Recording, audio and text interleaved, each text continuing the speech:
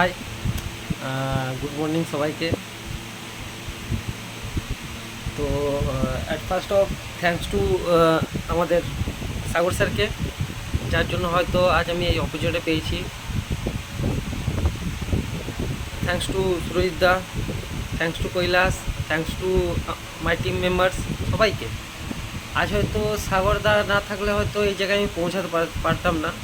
আপনারা সবাই দেখেছেন, আমি গ্রুপও পোস্ট করেছি, আমি ন্যাশনাল ক্রিকেট লিগে অ্যাজ এ অলরাউন্ডার সিলেকশন হয়েছি।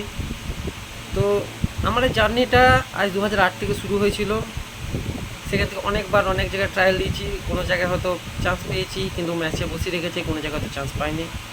কিন্তু আমাদের যে সাগর স্যার আছেন, তিনি কোনোদিন আমাদের মোরাল ডাউন হতে দেয়নি।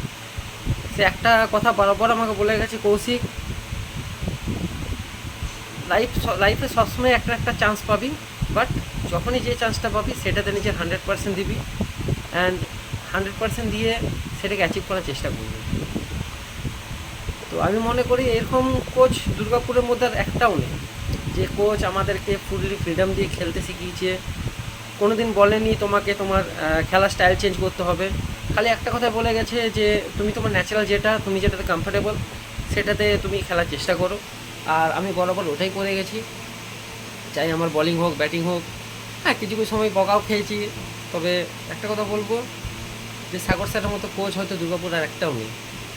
তো সমস্ত স্টুডেন্টকে একটা কথাই বলবো, তোমরা মন দিয়ে প্র্যাকটিস করো। আজ আমি যে পজিশনে অ্যাচিভ করেছি তোমরা অ্যাচিভ করতে পারবে, অ্যান্ড ভালো করে প্র্যাকটিস করো, বিকজ প্র্যাকটিস মেক পারফেক্ট। যত বেশি প্র্যাকটিস করবে তত বেশি তোমরা পারফেক্ট হতে পারবে। And Sagar sir, I love you. হয়তো তুমি না থাকলে আজ এই জায়গাটা পৌঁছাতে পারতাম। Thank you very much. এইভাবে আশীর্বাদ করো যেন লাইফে আরও এগিয়ে যেতে পারি। And thank you my team members, সুরেশদা, কৈলাস, লাভ ইউ অল।